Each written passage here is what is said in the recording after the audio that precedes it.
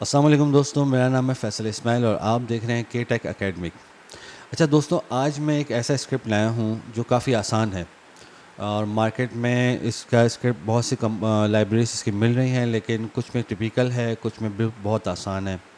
तो मैंने एक ख़ास किस्म का एक स्क्रिप्ट आपके लिए ढूंढा है। अगर कोई प्रोग्रामर ये चाहता है कि उसके पास कोई फॉर्म है या उसकी कोई रिपोर्ट जनरेट हो रही है और उसको कन्वर्ट कर रहा है, जनरेट करना चाह रहा है वो पीडीएफ फॉर्म में, तो आसानी से वो कर सकता है।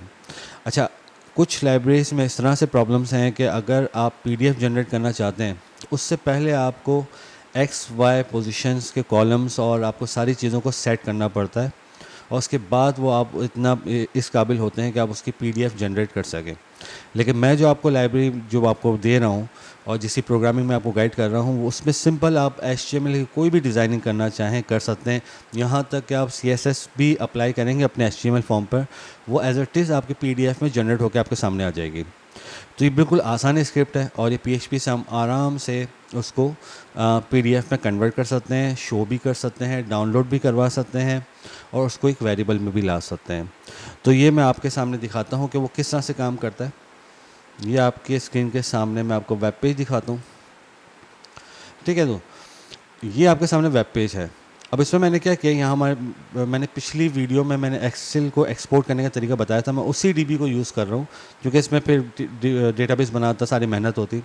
यही एक्सपोर्ट एक्सेल का डेटाबेस है और इसमें डेवलपर्स का आपका टेबल है और उसके बाद आपके सामने ये फील्ड नज़र आ रही होगी जो रिकॉर्ड्स आपके सामने हैं।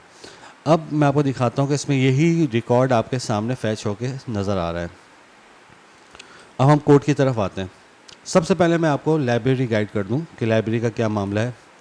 आप जब भी आते हैं यहाँ पर, तो ये वेंडर के नाम से एक लाइब्रेरी है जिसमें आपको कुछ नहीं करना, इसको कंपोज़र भी आपको यूज़ नहीं करना है। ये कंपोज हुई हुई इंस्टॉल हुई हुई लाइब्रेरी है। इसमें आपको सिर्फ इंक्लूड करना है वो autoload.php को, इसके अलावा आपको कुछ नहीं करना। ये लाइब्रेरी का फ़ोल्डर मैं गूगल ड्राइव में अपलोड कर दूंगा, उसको आप चाहें तो आप उसको डाउनलोड कर लीजिएगा। अब ये इंडेक्स फाइल है और एक मैंने माई पीडीएफ के नाम से फ़ोल्डर बनाया है कि जब भी मुझे पीडीएफ जनरेट करनी होगी तो इस फोल्डर में वो पीडीएफ जनरेट हो जाएगी।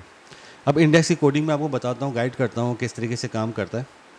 अब हम आते हैं ड्रीमवीवर पर और कोड सबसे पहले मैं बताता हूँ। अच्छा, सबसे पहले हमने रिक्वायर को vendor slash autoload dot PHP को हमने इंक्लूड करा दिया। ये वही डेटाबेस का तरीका है जो हम कनेक्टिविटी करते हैं, लोकल होस्ट, रूट है, पासवर्ड, सब कुछ भी नहीं है। और एक्सपोर्ट एक्सेल कट डीबी है इसकी। और यहाँ से मैंने कनेक्शन बनाया। कनेक्शन अगर आपका सक्सेसफुली होगा तो ठीक है, आगे रन करेगा। अगर आपका कनेक्शन में कोई प्रॉब्लम होगी तो ये एरर का मैसेज आपको दे देगा। यहाँ तक तो आपको स्क्रिप्ट उसमें भी पता था। अब हम आते हैं नीचे की तरफ।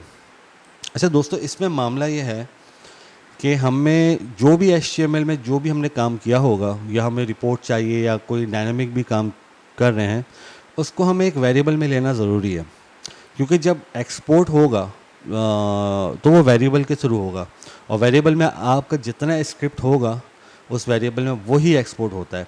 तो सबसे पहले मैंने HTML का एक वेरिएबल बनाया है, उस पर मैंने स्टाइल शीट तक मैंने यहाँ पर मैंने शो कर दिया है कि कोई भी आपको अगर डिज़ाइनिंग का भी काम करना होगा तो आप कर सकते हैं।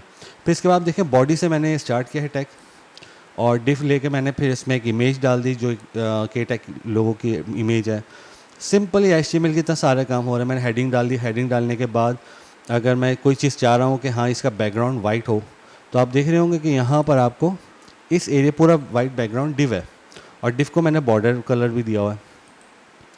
तो आपने करना ये है कि जो भी आपने HTML के जो टैग्स हैं उसको आपने कॉन्कैट करके आपने वेरिएबल में ऐड करना है।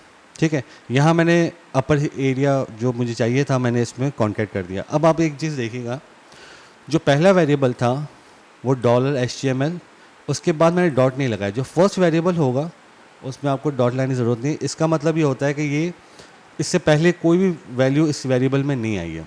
ठीक है, अब मैं करता क्यों, नीचे आता हूँ। यहाँ पर आने के बाद मैं SQL क्वेरी चलाता हूँ। वही सिंपल सी क्वेरी है, ID, name, gender, address, designation, age, और ये रिकॉर्ड मैंने इस क्वेरी चला दी। क्वेरी चलाने के बाद मैंने रिज़ल्ट साइट पर इस क्वेरी को एग्जीक्यूट कर दिया। अगर ये प्रॉपर इसी कमांड है तो ठीक है, वो काम करेगा, वरना एरर आपको शो कर देगा। ये तो सिंपल सी चीज़ है।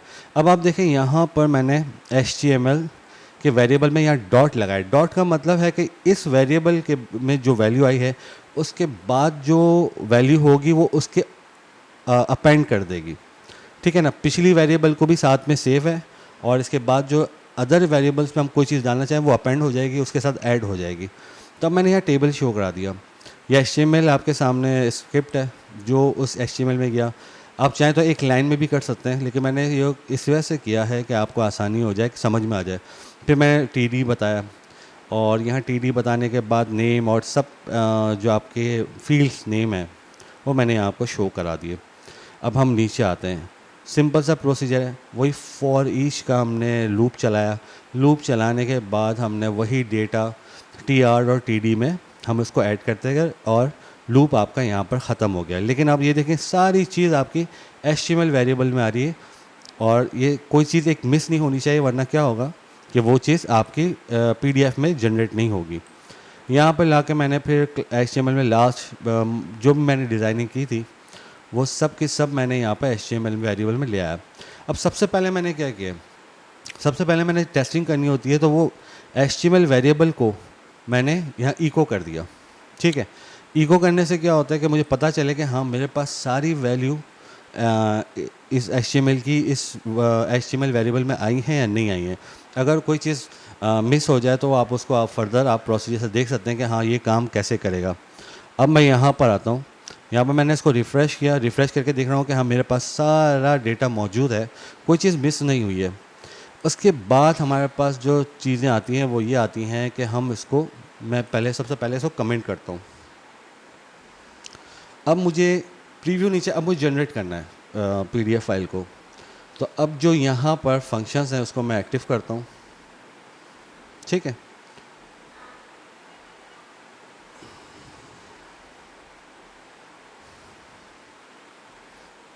ये फंक्शंस आपके सामने एक्टिव हो गए। अच्छा, ये जो अब मैंने वेरिएबल में एक नया ऑब्जेक्ट लिया है, और यहाँ पर मैंने नेम स्पेस के थ्रू ही ये ऑब्जेक्ट बता दिया कि जो मुझे बनाना है वो MPDF इस मॉड्यूल का नाम है। उसके फंक्शन को मैंने कॉल कराया। फिर मैंने कहा कि जो भी उस PDF को जो मैंने कॉल किया है उसमें मैं राइट करवाना चाह रहा हूँ HTML। जो HTML मेरे पास वेरिएबल में मौजूद था, यही वेरिएबल मैंने उस फंक्शन के अंदर पास करा दिया। तो इससे क्या होता है कि वो आपके सामने पूरा जनरेट कर, जो HTML में आपकी जो भी चीज़ होगी वो सब इसमें जनरेट करके आपके सामने शो कर देगा। अब फाइल के हम आते हैं। फाइल का वेरिएबल मैंने दिया। फाइल का वेरिएबल ये काम करेगा कि आपने जो पाथ दिया है या जिस जगह आपने इसको सेव करना है, आपने, मैं देखें कि माई PDF मैंने फ़ोल्डर बनाया था, मैंने आपको दिखाया था, तो वो वहाँ पर मैंने इसको पाथ बता दिया, और जनरेट अंडरस्कोर करके मैंने कॉन्कैट करके कोई रैंडम नाम, रैंडम वैल्यू लेने के लिए रैंडम का फंक्शन कॉल किया कि 5 से लेकर 500 तक कोई भी नंबर जनरेट करके उसके साथ ऐड कर दे। अगर फर्दर अगर कोई और दूसरी PDF बनाओ तो ऐसा ना हो कि ओवरराइट हो जाए, कोई मसला हो जाए। अब हम लास्ट फाइनल इसका जो फंक्शन है वो है MPDF डॉलर के साथ हम इसको आउटपुट। अब आउटपुट हमें कैसे देना है, अब आउटपुट के लिए 2 पैरामीटर पास होते हैं, ये याद रखिएगा। एक पैरामीटर जो है आपने फाइल का नाम देना है जो हमने ऑलरेडी बनाया है। अब दूसरा पैरामीटर, इसके 4 पैरामीटर्स होते हैं, वो मैं आपको समझाता हूँ। ये जो पैरामीटर मैंने पास किया अभी आई किया है। आई का मतलब ये है कि मुझे जो भी PDF चाहिए, अब मैंने इसको सेव कर दिया है, ठीक है। अब मैं इसको रिफ़्रेश करता हूँ तो आई की जो वैल्यू है वो हमें PDF जनरेट करके ब्राउज़र पर ही शो कर देगा। तो इसका मतलब कि ये आपके सामने ब्राउज़र में ये लोड हो गया। चाहे तो आप यहाँ से इसको डाउनलोड करना चाहें तो उसी नाम से जो मैंने इसको नाम दिया था PDF आपकी सेव हो सकती है। एक पैरामीटर तो ये है। दूसरा पैरामीटर आता है D। अब मैं आई की जगह पे D टाइप करता हूँ, ठीक है। अब मैं इसको लोड करता हूँ, यहाँ से मैं इंटर करता हूँ दोबारा, तो आपके सामने डायरेक्टली ये डाउनलोड पर ये PDF आपको दे देगा। अगर मैं इसको ओपन करता हूँ PDF को तो ये ब्राउज़र पे ओपन हो गई। ये वो वाली PDF है जो डाउनलोड हुई थी, ठीक है। अब इसका तीसरा पैरामीटर है F का मामला ये है कि मैं यहाँ से, मैं आपको दिखाता हूँ, जो फोल्डर था इस पर कोई फाइल नहीं है। यहाँ पर मैं F करता हूँ। F पैरामीटर इसमें आपको फ़ाइल सेव कर देता है उस फ़ोल्डर में जहाँ आपने बताया था। इससे पहले शो किया, इसके बाद आपके सामने पीडीएफ डाउनलोड करवाई, और तीसरा जो पैरामीटर F है वो आपकी उस डायरेक्टरी में फ़ाइल को सेव कर देगा जो आपने बताई होंगी। अब मैंने इसको सेव करने के बाद फिर मैं चलाता हूँ इसको, तो आप देखेंगे कि ये रन हो गया, लेकिन यहाँ आपको कोई शो नहीं कर रहा। और जब मैं फ़ोल्डर पे जाऊँगा तो यहाँ पे फ़ाइल फ़ोल्डर पर सेव हो चुकी है। मैं इसको ओपन करता हूँ तो ये चीज़ आपके सामने पीडीएफ यहाँ पर ओपन हो गई। अब एक जो सबसे इम्पॉर्टेंट चीज़ है जो ज़्यादातर प्रोग्रामर यूज़ करते हैं वो है एस का जो मामला है वो ये है कि अगर मैं एस करता हूँ तो आपके सामने देखिए, आपके सामने कुछ भी नहीं होगा, ना शो करेगा, ना इसने कोई दूसरी फाइल जनरेट की है।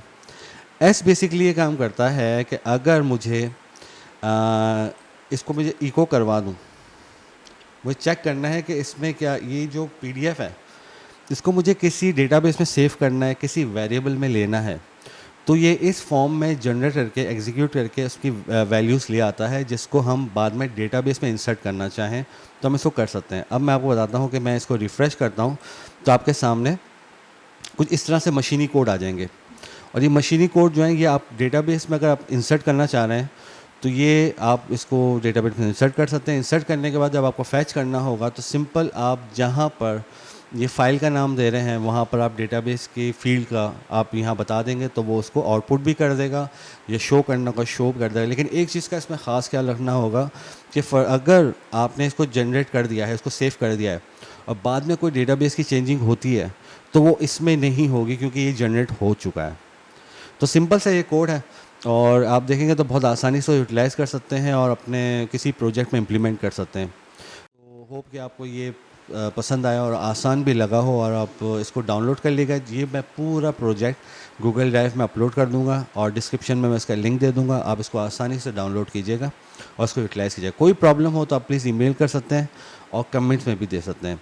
ईमेल मैंने अपने चैनल के अबाउट में ऐड किया हुआ है, अगर आपको उसको करेस्पॉन्डेंस करनी है तो आप ईमेल के थ्रू भी कर सकते हैं और कमेंट्स में भी आप पूछ सकते हैं। अब नेक्स्ट वीडियो के लिए इंशाल्लाह मैं देखता हूँ कोई और प्रोसीजर होगा जो आसान हो, और मार्केट में या ऑनलाइन थोड़ा सा डिफ़िकल्ट भी होते हैं और आसान भी होता है। सब मेरा काम ये होता है कि मैं चाहता हूँ सबसे आसान प्रोसीजर, उस चीज़ का काम आपके लिए आसानी से हो जाए, तो मैं और देखूँगा इंशाल्लाह। फिर इंशाल्लाह नेक्स्ट वीडियो के साथ फिर हाज़िर होऊंगा। Thank you very much. Allah हाफिज़।